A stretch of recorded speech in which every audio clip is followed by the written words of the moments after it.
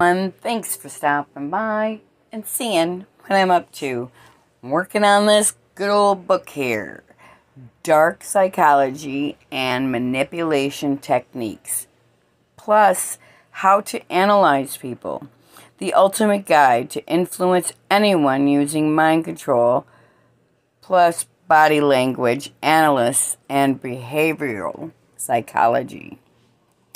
I am only going to play one chapter because it's like a little bit over 15 minutes, and then the next one's like 30 minutes.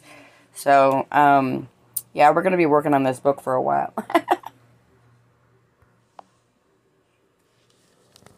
Chapter 2. The Dark Side of Positive Thinking. There is a telling that the entire industry that revolves around telling you what you want to hear. You are beautiful, you are intelligent, you are creative, and you can achieve everything with desire. When you live an unsatisfactory, desperate life and yearn for more, these messages seem perfect to you. They are just what you are looking for. The idea that positive thinking can help you achieve anything is seductive, but is it really all you need? How far does the power of positive thinking go? In recent years, there has been a considerable growth of books based on positive thinking. They all share a general idea of optimism and its benefits. It even seems that if you don't adopt this in your life, there is something wrong with you. You may believe that less positive thinking will lead you to lose happiness, health, and well-being. In theory, you only attract what you think. Even if you believe all this, it may seem logical that a positive attitude is vital to success. If you agree with this idea, you will be surprised to know that there is scientific evidence that this is not the case. In fact, positive thinking can sabotage your own success. The danger of positive thinking. Adopting positive thinking leads you to idealize the future. The problem with this is that your motivation to achieve your goals becomes somewhat loose. You begin to believe that it is more important to maintain confidence than to work for what you crave. Time may pass without you realizing that you are sinking into optimism without real support. Positive thinking is only useful if it is accompanied by realism, and you can create an action plan that helps you achieve your goals. If you relax too much, you may find that your dreams and goals do not have the long-term results you expected. This happens because the difference between yearning and success is the effort you invest. Although positive thinking can be comforting, it has a price. Many people believe that including it in their life, they can forget about doing something else. This idea grows because sometimes there are good results, but these are usually momentary. A drastic example is that of the game addict. When he arrives at the casino, he can feel lucky enough to earn a lot of money. You can even receive a lot in the first minutes or hours. But there comes a time when he begins to lose and continues playing because he hopes his luck changes. In the end, he leaves the casino with less money than he had when he arrived. Why is positive thinking so well accepted? You can be the most skeptical person in the world and still be tempted to believe in positive thinking and its benefits.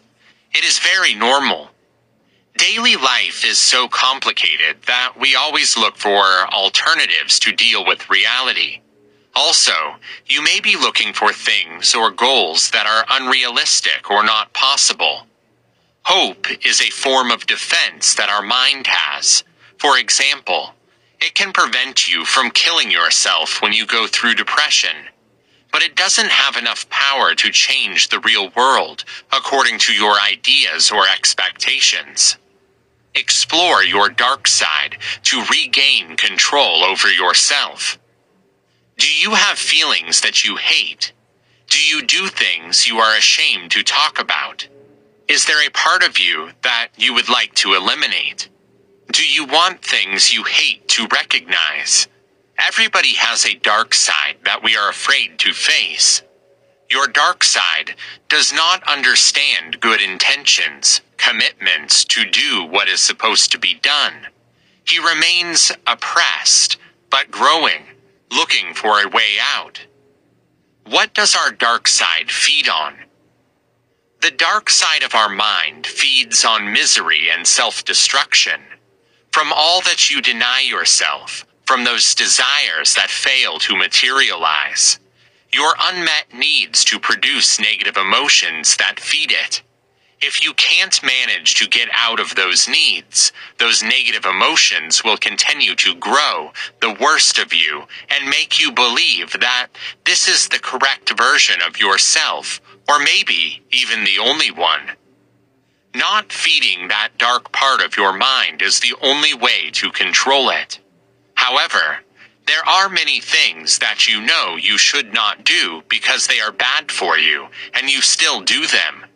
You know that you should not smoke, that you should not go over with fats, that you should not shout at your partner or your children, that you should not feed useless discussions that lead nowhere, but you do it equally. Good intentions are not enough for our dark side either. Either you take action and stop feeding it, or it will take over your best. What does your dark side need? To stop feeding your dark side, you need to know what you like best. It feeds on negative psychological attachments. Those feelings that make you cling tightly to an earlier state that creates anguish. These negative attachments prevent you from feeling safe, balanced, and healthy. They express themselves through rejection, humiliation, betrayal, feelings of worthlessness and failure.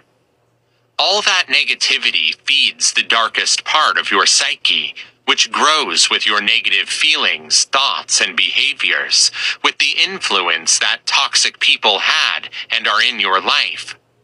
Every time something negative happens in your life, or whenever you remember something you don't like, your dark side comes out, clinging to that negativity as if you were entitled to it, as if there was no more way out. Then, more misery, self-destruction, and negativity attract you to feed it. How to face the dark side? The solution to deal with the dark side of the mind is to train it consciously.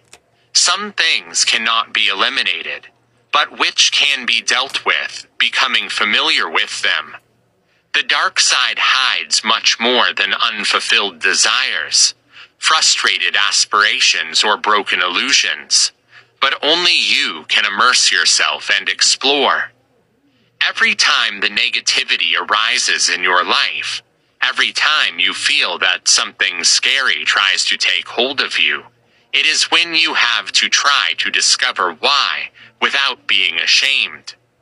You have to welcome that there is a dark side of your mind that is there, and that it is not going to vanish just because you want to repress it. Repression will only make it stronger, and with more force it will explode as soon as it has the opportunity. Meditation can help you. Coaching can also be useful. Even though art, you can get the worst thing that hides your mind, channeling that negativity. Only by knowing what your dark side hides can you regain control of your life and learn to manage negativity so that it does not dominate you. Psychological tricks to let people do exactly what you want. Have you ever met someone who was very sure of himself? People like this are often charismatic and know how to drag people on because they know their strengths and weaknesses well and manage to accentuate the first and to mask the second. In this way, they always know how to convince and often achieve what they want. In some cases, it is congenital, but there are also tricks that you can make yourself familiar with through constant training and therefore be attractive even if it is you not naturally. 1. To be a sensationalist and to communicate with urgency. One way to convince someone to do exactly what we want is to be a sensationalist and create a state of urgency. For example, it is the same tactic used by hotel receptionists when they say, "It is the last room available," or "The offer is only valid today." They create a sense of urgency in those who listen to that state of emergency, forces them to make an immediate decision, which means that precisely what they wanted happens. In 90% of the cases, it is just a trick. So be a sensationalist from now on, by making a situation more critical than it is, and create a state of fear and haste to get what you want. 2. Confuse opinions with facts. The purpose of every manipulator is to immerse that of the victim in an illusion, which leads him to draw the same conclusions as the manipulator itself. For example, when an employer has to dismiss an employee, he does this by first mentioning his shortcomings, his mistakes, and his bad behavior. The dismissal is therefore seen as a natural consequence. One way to escape this kind of manipulation is always to have a critical attitude towards your employer, to know whether the criticism is objective or just a point of view. 3. Know how to talk about stereotypes. Stereotypes subtly work on our conscious while being unconsciously projected onto our lives. We all have a model for every situation in mind, and when we see that someone can do it even better, we try to imitate it. Visualizing stereotypes is a way to distract the wishes of others. 4. Use a non-banal vocabulary. People who use complicated and refined words are intelligent. Based on this fact, it is easy to understand how important it is to know how to dialogue with certain words when you want to establish a hierarchy. Those who listen to you will immediately be in inferiority and are likely to let you make important decisions and will agree with your opinion. 5.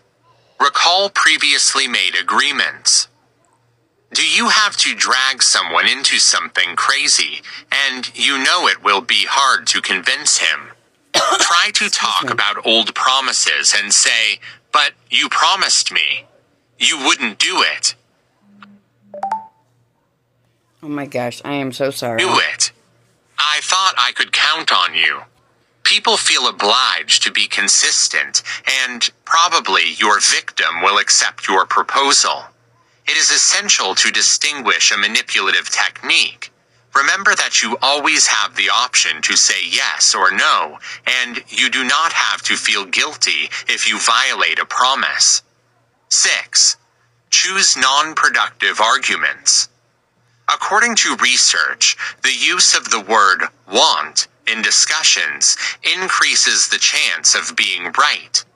Have you ever thought about the unproductiveness of the sentence, "I know better because I am your mother"? It is not a logical explanation, but with the use of the word "because," the chance increases. If you notice that someone is trying to be right with this kind of technique, don't be overwhelmed by the apparent logical explanation. 7. Method of fragmentation. To become friends with someone, whether at work or with your mother-in-law, it is essential to make a good impression. How do you do that? The trick of manipulators is to fragment the final impression into many small actions, each positively considered by the victim. To show how effective this is, we can turn the example around, or show how much a fact weighs without any motivation on the final verdict. If the hairdresser cuts a piece of your hair shorter because you didn't keep your head still, you leave the store with the wrong impression of the hairdresser and the activity in general. 8. Request a favor. Do you have to ask for a favor and do not want the person you are requesting to refuse? An advantageous technique is to first ask for a much higher favor than the one you want and which this person is likely to refuse. After this refusal, you can ask for your real request so that the victim feels almost obliged to accept because it was much less important than the first favor. 9. Believe, not think. Introducing personal opinions into a conversation is very important to make the speaker a kind of alter ego of the person listening to it. The ability of a good speaker is precisely to eliminate the ability to form logical thoughts in the victim so that the latter absorbs the opinions of the speaker. The result is that the victim considers the choices made his own, but in reality, they are imposed by the manipulator. To make a conversation effective, it is necessary to use terms without nuances, clearly, and that lead in one direction. For example, you should never say, "I think," but "I believe that." 10. Always repeat. A tactic of the manipulator is often to repeat an action or an idea so that the victim ultimately becomes convinced. And that's where we're stopping today. Thanks for stopping by. This is Nicki Bee. And if no one told you today, I'm proud of you. Stay strong, stay safe, like, subscribe, comment today. Bye-bye.